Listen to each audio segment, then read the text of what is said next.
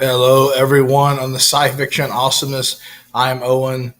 This is Mars. Mars. We are here on the Digital Awesome, bringing you a live stream. We're going to bring a guest on here shortly. His name is Paul Dean Martin. He is an actor, comedian, theater actor. He's doing a really cool thing with Star Trek on an event. We're going to talk about sci-fi and all kind of other goodies and beyond. So get ready to chat with us about that. How are you doing today, Mars? I'm doing good. I'm excited. I'm hoping to ask him a few questions because when I was in high school, I did do two musicals, Anything Goes and Fame. It was Bang. awesome. I'm not main character. I was usually just one of the backup dancers, but it was really fun. I really enjoyed theater and I read a little bit about Mr. Martin's production, how he's helping young actors, explore their For sure. For theatrical sure. He's also doing stuff with expertise. literature awareness as Hmm. well. I'm very so cool, interested to talk to him about that. We've got a lot of stuff going on. We just got back from SciFicon about a week or so ago, and then we're gearing up to do some more events and some more things. We're going to be traveling this week. I don't know what we're doing in May. June, we may be doing some filming. July is San Diego Comic Con. August is going to be possibly, we dropped it earlier today on the pre recorded for the radio station. Star Trek Las Vegas. We're looking at doing that. Yes. That's gonna be awesome. Stay tuned. I think that one's Very, gonna be fun yeah, too. very looking forward to possibly doing that. And then we'll do some other stuff. September, we got a call on tomorrow afternoon with a gentleman about an event in September. So keep our fingers crossed on that one. And we will be doing that as well. I think Paul is on here on the waiting room here. Let's bring on Paul here. Hey, Hey, Paul, what's up, man? How you doing? Hello. oh, how are you? This is Owen. This is my girlfriend and co-host Mars. Hi. Hello, Mars. Nice to meet you. I love your backdrop, man. What is all that goodness back there? Oh, what? Oh, I'm surrounded by stuff. You know, this just happened to be out. And Oh if you're- wow, nice. It's Oh, gold, man. I It's love gold. it. no spoilers, but if Oh you're yeah. episode, Yeah, it's awesome, man. I don't want to All kind spoil. of goodies. Can't beat that. How's your day been going? Great. I'm just coming back from one of my youth theater classes. So we just had a musical theater class, and I'm leaving from this to another class. And then tonight we're actually having a celebration for one of our cancer warriors. We have an instructor. You know, she is a cancer fighter. She's a warrior, has cancer, does chemotherapy, and teaches a. Oh wow, Oh wow. She makes me look like I'm running. Amazing. that's totally awesome. You've done a lot of Right. work with the cancer awareness and cancer society. You just did something this past weekend. Can you talk about what that was about? On this one. You did one. You said you're doing one with the cancer awareness. Well, last we spoke, you were doing like an award ceremony. Oh yeah, was just asked. I'm very excited about that. Thank you for bringing it up. The American Cancer Society, they have a gala every year to bring awareness and to raise funds for cancer research. And prior to the pandemic and COVID, I hosted their gala event, and I've just been asked back to host it again. So That's so we're awesome. American Cancer Society Gala in Costa Mesa. And then also this coming up next week, I'm hosting ALA Awards in Palm Desert, which is a program that brings leadership to young kids at risk. So kids that are having that haven't found a path yet, they get to work. It is founded by a former four-star general. Oh wow, Nice. that's He awesome. brings up the table. And he's I shouldn't say former, retired four-star general. Let me get that right. He's retired four-star general, and he started this program to get young people to learn about leadership and have those qualities in life to improve their lives and get them out of where they're at, where they're stuck at. And I've just seen them do amazing, amazing things.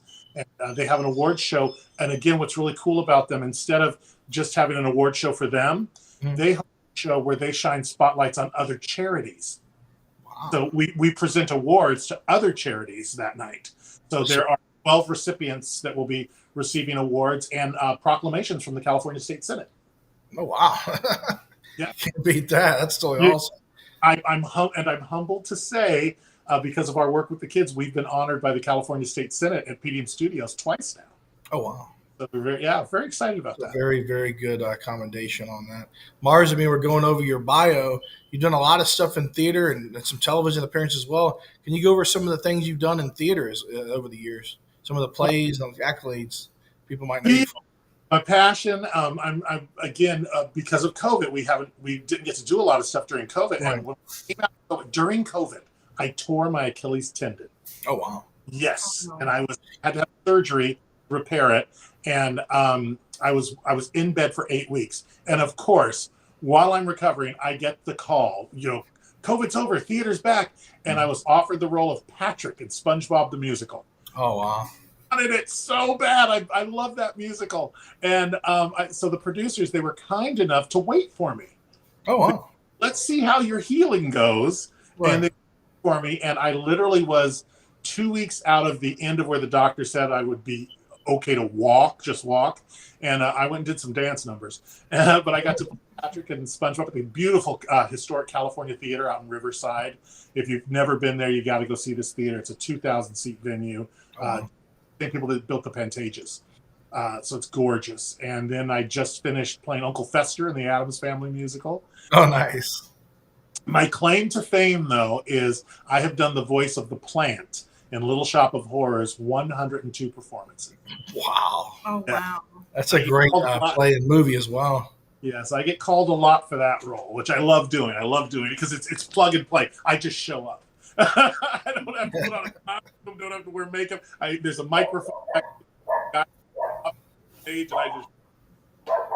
Very cool. You've got an event coming up this week, I believe on Saturday. What's that about? It's sci-fi themed, maybe some Trek goodness on that. Yeah. Oh, this is so much fun. We just, and I keep having to go back to this COVID lockdown. Our studio, we were shuttered during COVID, and all of our performance venues, because for 2 years we couldn't perform and earn money. So all theaters' savings went to pay our storage fees where we have props, our set costumes. I was very responsible with our money. I know a lot of people weren't during COVID, but I didn't want to hurt anybody during COVID. So we had obligations. We had just purchased like some new speakers and some microphones, things like that.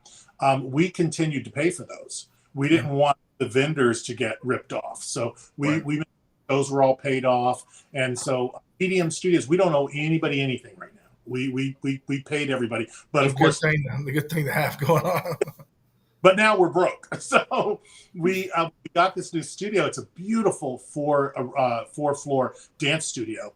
And it's got the studios in there. So what we decided to do is we took Studio D and we converted it into a screening room. We brought in a split screen, chairs, and did uplighting. It looks like a theater there. And we've been running movies for free for the kids on weekends. And we thought, hey, here's a fun way to do a little fundraiser.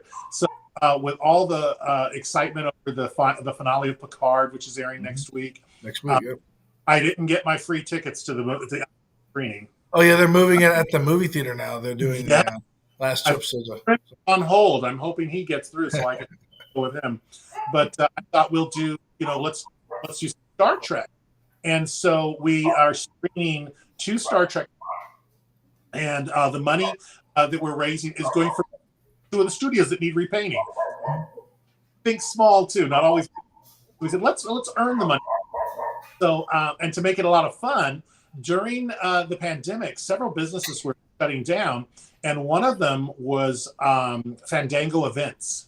Oh, wow. They had a clearance auction where they had to get rid of all their stuff. And so line to the auction, and all the auctions just $1. And they had a full replica set of the Bridge of the Enterprise. And I thought, as a joke, I go, I'm going to bid $3. And I bid $3. I won it for $2.75. What? Wow. So I've got the flight console, Kirk chair, That's the walls, crazy. I've got the doors. And so we grabbed portions of it and we set up a little bridge photo location in the studio. So everybody will come That's take wild. a picture on the Bridge of the Enterprise. Does it light up and blink or any of the Oh, features? it works. It all works. Wow, that's absurd. All lights up, and I That's paid crazy. $2.75 for it. That's wild. How much was shipping? Down there with a trailer and picked it up. Oh, wow. That's awesome. $30. Cost me $30 to rent a U-Haul. Can't beat that, man. Wow. Yeah. We had that, and the Star Trek fans, I'm a big fan of Star Trek. Oh, me too. What's really great, though, too, again, no spoilers. But I picked these movies weeks ago, and I picked The Voyage Home with the original cast, and I did that because The Voyage Home is a great movie if you're not a Star Trek fan. Right. Because of the whales and paper adventure kind of thing. And exactly. I consider it more of a comedy than a sci-fi. It's really a lot of fun when they get to San Francisco. Nuclear vessels. Yeah. So I picked that one, and then I was thinking, let me pair it with the Next Generation cast, and I thought, let's do a time travel one. So I picked First Contact. Right. Little did I know what was going to happen. And so it's like, I'm telling you, a friend of mine said, you walk with the gods. That I was able to figure that out 2 weeks ago. So if you HMS Bounty was featured in Picard as well. Yeah, exactly. So if you haven't been watching Picard, catch up on Picard and then come on out to our movie night on Saturday. That show's amazing. I was watching the Strange New World season 1. They just wrapped up with season 2 on that, and they just got renewed for season 3. Wow. I'm very excited for the Star Trek universe. I have a lot of friends that work on Star Trek. I remember this killed me when I was doing the Flintstone show at Universal. We talked about that. It was sci-fi, yeah. Yeah, my customer on that show was she was an extra on Deep Space Nine at the time. Oh, nice. And she kept bugging me. She goes, come and be a we need Klingons. I'm 6'2". They go, we need Klingons. And how they would do it on Deep Space Nine, they would cast extras and pay them extra money to stick around so that they wouldn't have to keep redoing prosthetics every week. Oh, wow. Cost down. So they would fit you for a costume because those costumes are very elaborate. Right. And so have these people and Deep Space Nine, they constantly had to have people on the space station going through the background, going from their vessel to the bar. Hustle and bustle of all the activity on the ship. Yeah, and it killed me. Because I was doing the Flintstones show, and at night I was paging on Home Improvement and The Nanny. So and it was breaking my heart not to be in a Star Trek show. I wanted to do it so bad. That's awesome. You said Star Trek. What kind of experiences you've had? Any with the convention scene on that, or any things like that you've gone to or done with that? You know what? I have never been to a convention, which I want to do. I want to go to a convention desperately. No, I'm always seeing the Trek world crosses paths with me so much. When I was at Universal, I was with Universal Studios for over 10 years. Oh, wow. And when I started at Universal, before I began doing shows there, I started as a tour guide. And when you're a tour guide at Universal, you can get upgraded to what they call VIP guide, and you do VIP media guide, and you have to go through extra training. And so they use press events and celebrity events. So I got upgraded right away, and I became a media guide. And so I got to do all these really cool events. And I remember one of the coolest.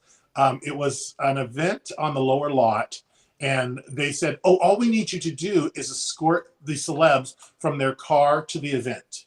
And so they gave me a tram, and those trams. 5 cars. For the event, they could detach me. You just take what's called the power unit. So it's like shuttlecraft. So we take the shuttlecraft and we pick them up at the parking lot and take them to the event. And I pulled up, and there was Nichelle Nichols. Oh, wow. Yes. And she could not have been nicer. And we had wonderful. We just talked Trek the whole time, and there was nobody else on the tram but she and I and her friends. And so I said, normally I'm supposed to tell you about the studio, but I go, can we just chat Star Trek? And she so kind and generous with me. And then at the end of the evening, the driver they would switch out the drivers for the trams, and there was a young woman driving the tram next to take us back to the parking structure. And she pulled up and she said, oh my gosh, I heard Nichelle Nichols is here. I go, interestingly enough, yes. And I shared what had happened. She goes, oh my gosh. And this girl was a huge Trekkie. And I said, do you want to meet her? And she goes, no, not allowed. I go, let me handle it. So here comes Nichelle, and she was headed to another tram. And I said, Miss Nichols. And she said, Nichelle. I said, oh, Nichelle. And she goes, I remember you. And I said, I hate to bother you, but could you come up on this tram? Because we got a Trekkie driver. And she goes, absolutely. And went over and embraced this driver, gave her a big warm hug. And they chatted it up. And back then we didn't have cameras on our phones, you know. So Right. it's one of those things where the memory is really strong because you're in the moment. You know, you're not just let me get a selfie. You were in the moment back then. So she had this wonderful one-on-one with her, and it was just sensational. And then That's flash amazing. I was working on The Nanny over at Culver Studios, Mhm. and we were on a break, and in comes Leonard Nimoy. Ah, I'm like, it's Spock. And that's awesome. nobody around me could care. They could care less. Who's that guy?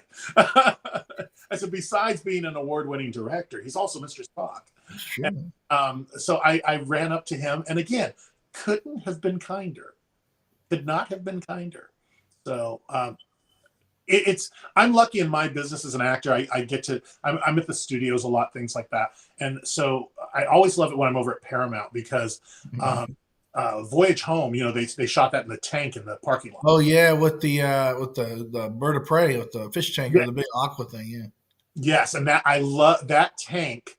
I'm a big fan of that tank also because if you ever go there, the parking lot is graded. It goes down at an angle, and if you Mhm. look around, you'll see there are plugs.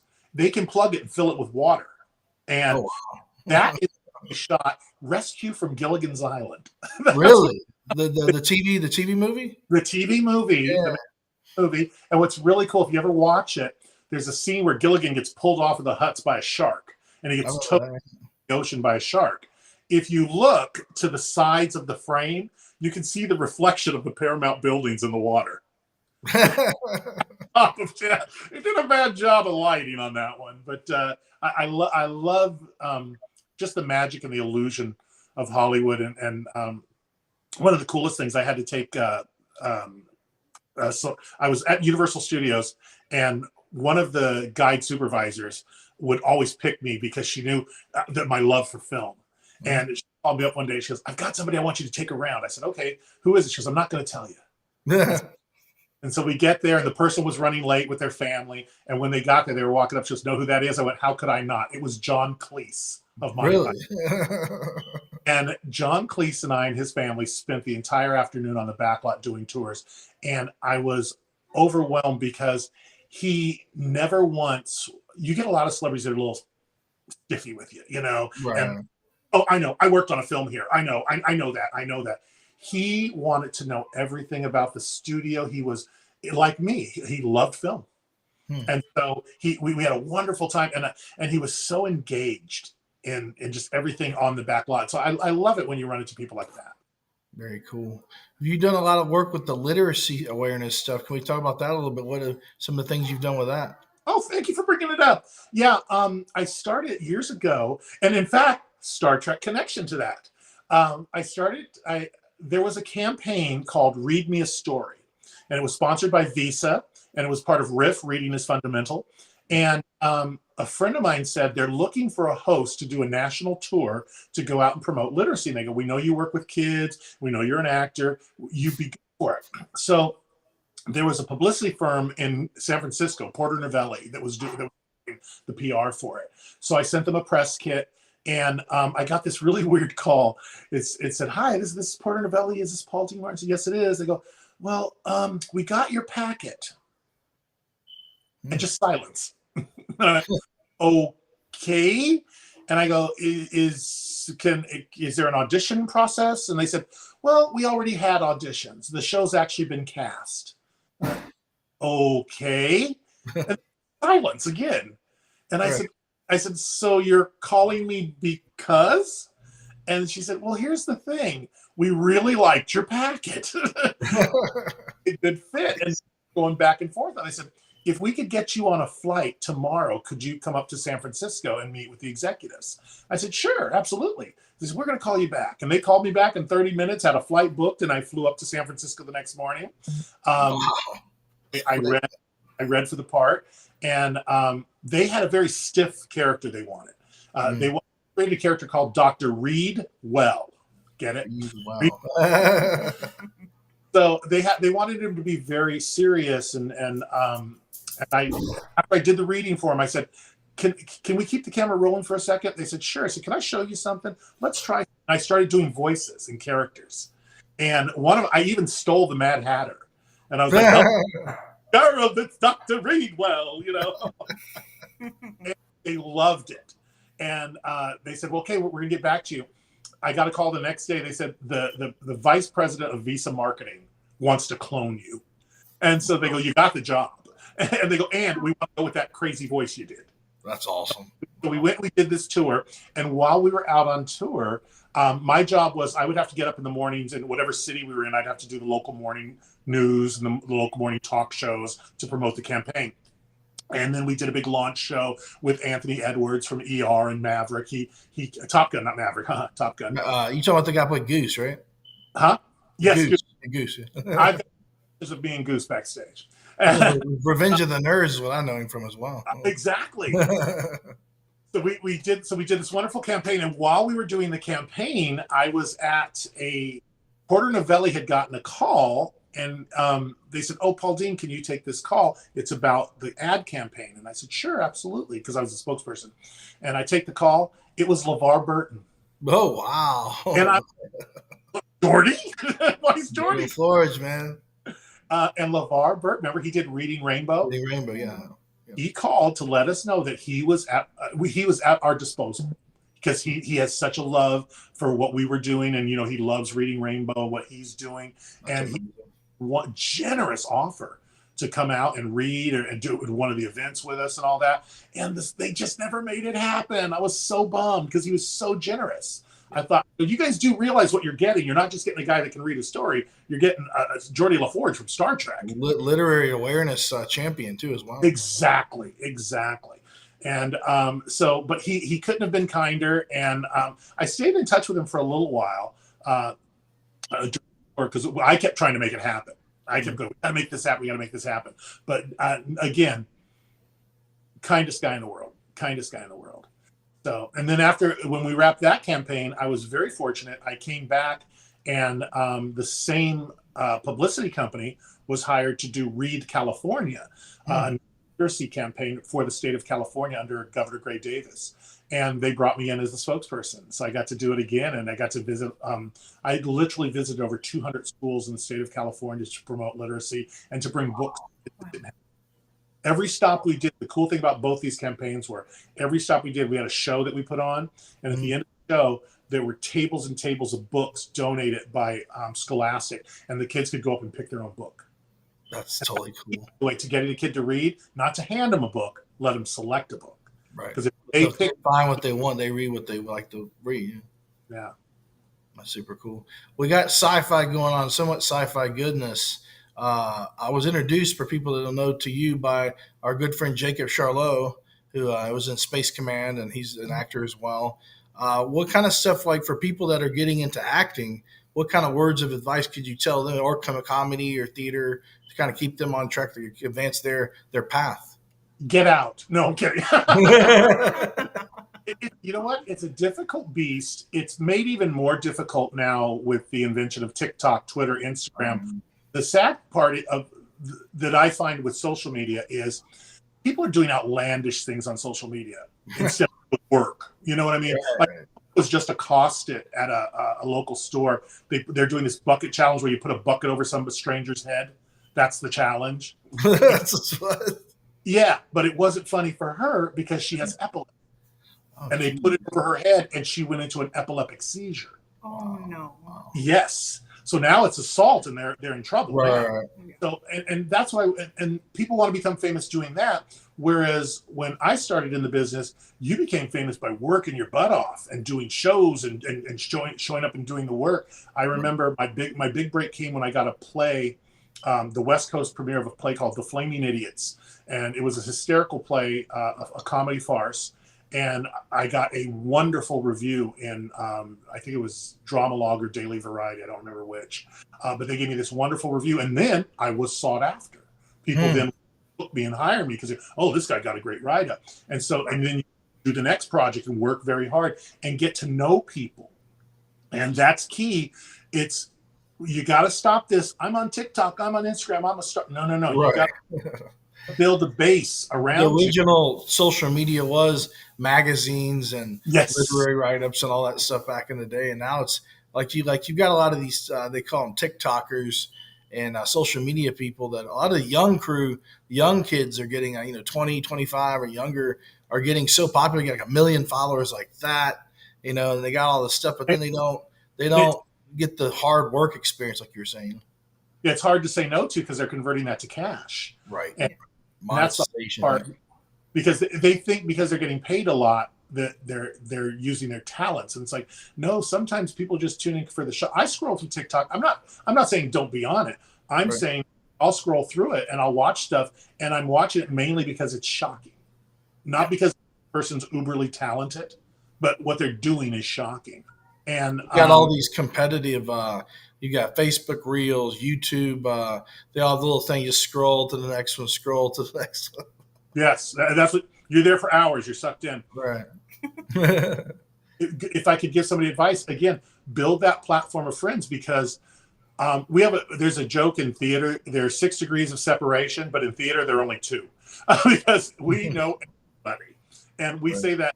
And at PDM they say there's 6 degrees of Kevin Bacon, but with Paul Dean there's only, because I'm telling you, connected to you. I'm one connection away from you because of Jacob, right? Right. So like, oh, I'm doing Space Command. Oh, I'm doing this show. Oh, Paul Dean, I want to get you involved with these people. I want to do this. And I went, Space Command, what's... And he's going to kill me for this. He said, he goes, Doug Moomey's in it. I went, Doug Moomey? I went, do you mean Bill Moomey? Bill Moomey. Oh, that's him. I went, Lost in Space, man. Yeah. Bill Moomey. And he goes, oh, and then as I'm hearing it and he's talking about it, I went, Space Command, Bill Moomey. Wait a minute. I went, was that written by Dave Edison? He goes, yeah. I go, Dave's my friend. Dave and I worked at Universal Studios together for years. I was there when he was writing this, when he originally put this project together. So, he's such a great guy. Another one, just a great guy. Back in the day when we didn't have easily transferred media, he was a tech guru. And he used to transfer media for me, audio files and films for me all the time. Great guy, Dave Edison. That's super cool. So, I'll just get your opinion on this. So, you talk about social media. We're live streaming now on multiple platforms: Twitter, Twitch, 2 Facebooks, YouTube, and I think that's it. All this technology. I mean, do you see it being overwhelming, or is there a use for it? I guess for business aspects beyond the pranks and all that stuff that these kids are doing these days. And if so, what would you like to see? Kind of like it be used for. More like for the media platform for entertainment purposes, or. Yeah, see, I think there's a use for it, because if you can get your voice heard through the noise, right? There's so much out there. If you can get your voice heard. Today, I'll tell you a great example. Today, I got on social media. I think it's one of my instructors at the studio. She's a cancer warrior. She's going through chemo, and she teaches a cardio class. I got on social media and said, "Come out and support her tonight, and you should see the love we're getting." And just before I hopped on here, a gentleman messaged me and goes, "We're coming out to support your friend tonight. Also, can I get 2 tickets to Star Trek?" And I went, "See there, we just put a message out into the ether, and It came with love, and it came back with love, because when I put it out there, I didn't say come take the class and pay for it and make a donation or anything. I told everybody, come, I will pay for it. I'm going to pay for everybody to take the class tonight, just to come and support her through her cancer fight." And just the love we've been getting. So you do see the goodness that it can do. Yeah. And the only thing there's 2 things I don't like. One, I don't like all the negativity on it, because it's a breeding ground for bullies. Right. Trolls and little commenters and stuff. Yes. That you look at something, and I wonder sometimes, did you even ever watch it? I'm a big proponent of that. I don't speak about something unless I've seen it. If somebody asks me, let me go take a look at it. Case in point, Disney just closed Splash Mountain because it's considered racist now. And my kids have seen the movie Song of the South. And I go, "You showed your kids Song of the South?" I go, "Have you seen it?" And they have. Song of the South is not a racist film. People are making it racist. Right. And when they erase it, Song of the South was made at a time when Black actors weren't getting a lot of work. Sure. He came in and employed a movie that's probably 90% Black casted, and you're erasing all their hard work, all their love that they put into the film, and the people who made the film. And another thing that a lot of folks don't know, Walt Disney pushed the Academy to give the man who played Uncle Remus an Oscar. And before he died, he got an honorary Oscar. Honorary, yeah. Yeah, but that's the thing. I quit erasing everything and saying it is until you watch it. Right. You know, anything from 1960 back could be considered racist in today's standards. Right. You have to remember that. Don't erase the hard work of people. I was very angry when they erased Aunt Jemima, and her family lives on that money. They do, yeah. They took it away from her family. I go, you keep saying you want to help people, and you're erasing their contribution and what they've given to the world. And we got to stop doing that. We got to start looking at everything as, and again, there's so many comedies look at comedies of the 80s and 90s. You couldn't some good ones. You couldn't make them today, and you couldn't release them today. Or even the 70s for that matter. Oh.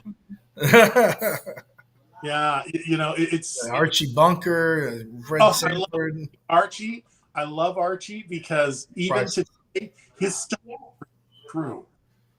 he's so, but people didn't understand. It wasn't that he was a funny racist. It was that he had a heart and he was misguided. I like the episode when he was on with Sammy Davis Jr.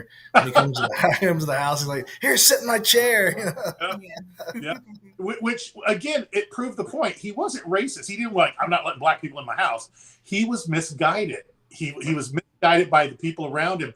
But in the end, he always stood up for what was right. For sure. That's the great thing about the character. And so, my kids have seen that. My wife, we watch. My recently they've been showing the one where he talks about gun control. Oh, God. And he goes, listen there, a bunker here. I can solve the skyjackings. We just pass out the pistols to everybody at the start of the fight. Was he on the TV show, on the TV news or something like that in the episode? Yeah. And just, again, funny. But, and I'm, oh gosh, my battery's dying. See, that's how busy I've been. Okay. Well, we'll wrap up the show here for a few extra minutes. I want to ask you a question. You mentioned Star Trek. Do you watch Star Wars or any other popular shows that you like now on TV and stuff? I am a huge sci-fi fan, period. And I talked with you on the phone because I put you to. Do you remember the 1979 series Salvage One with Andy Griffith? I researched it. It was good. Produced by Harv Bennett, who produced Star Trek. Star Trek, right? Yes. And so I was at the beginning of sci-fi. I mean, I love the Bionic Woman and the $6 Million Man and Lee Majors, man. Yep, Kill Oscar, where they had the fembots where the faces came off. Oh yeah, that was great. Amazing. Wonder Woman with Linda Carter, the original Batman. I even watched. Sadly, I watched the Sid and Marty Krofft produced Batman specials. Did you ever see those? I've seen pieces of them. They did the one. What's the show they did? The really popular one, not Land of the Lost. That was Sid and Marty Krofft Presents or something. Like that. Yeah, it was the one with kind of like in the time of Land of the Lost. They did a DC one where they had the superheroes and the costumes were bad. Oh God, you talking about the one with us like the talk show?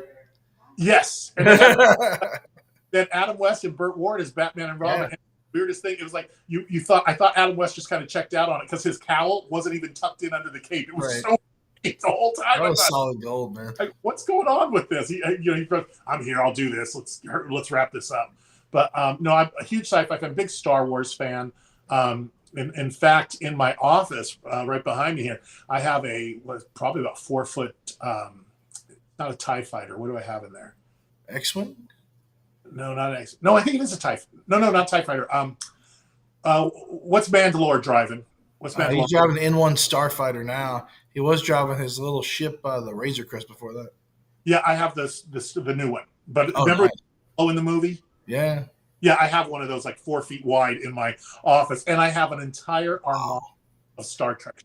Where did you get that ship? Was it a store display or was it the one that they had at Comic-Con? You know what? I got it from one of the writers of Remington Steele. Oh, wow. He called me. He said, "I'm getting rid of this. You want it?" So I drove up to pick it up. I was like, Pierce Brosnan goodness right there.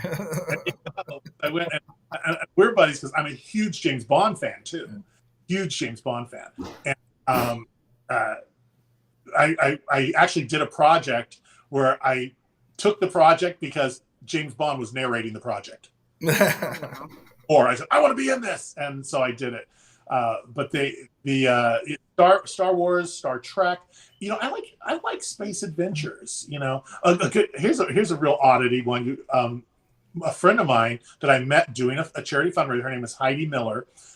She's in Ice Pirates. Do you remember Ice Pirates? Ooh, that was the one with Angelica Houston, and you had the guy with the robot, kind of the head came off that robot, and you had they're in the ship when they're it was what's the guy, the main guy, Robert Urich. Robert Urich, yeah, he was Robert the Urich. captain of the ship.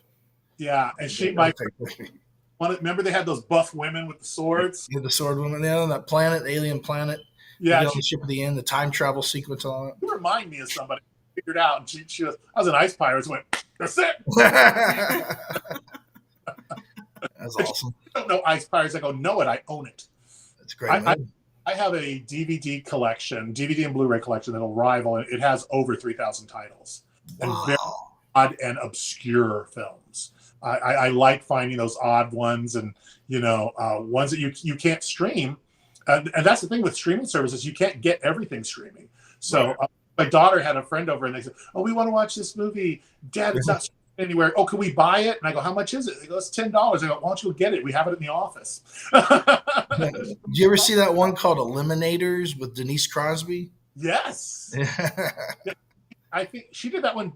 I think she did just after she did the Wonder. Before, I think TNG, and after, it was like kind of in the 80s, 84, 85. That was a great film, though. I like it. Did you see her in that Wonder Woman one with Ricardo Montalban? I've not seen that one. I've seen the Eliminators and heard about it, though. She's wearing like ski tights and a skirt. It's the weirdest Wonder Woman costume, but it was Wonder Woman, and the villain was Mr. Rock from Fantasy Island. Tattoo. Show them to the.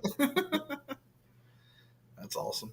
Well, Paul, I wanted to thank you for joining on the show. I know your battery's dying. We got to do some stuff, but any website links you'd like to shout out for people before we end the broadcast? Thank you so much. Visit us on pdmyoungactors.com. Okay. There you can not only maybe come out to the studio, but you can also make donations to help us out. We're building a 100-seat theater right now. And so we're selling seats in the theater for $500. You get your name on the seat for 2 years, a marble engraved keepsake, and a plaque in the lobby as the founding members of the theater. So help us out. And you can follow me on Instagram, Twitter, TikTok, Facebook. I'm everywhere.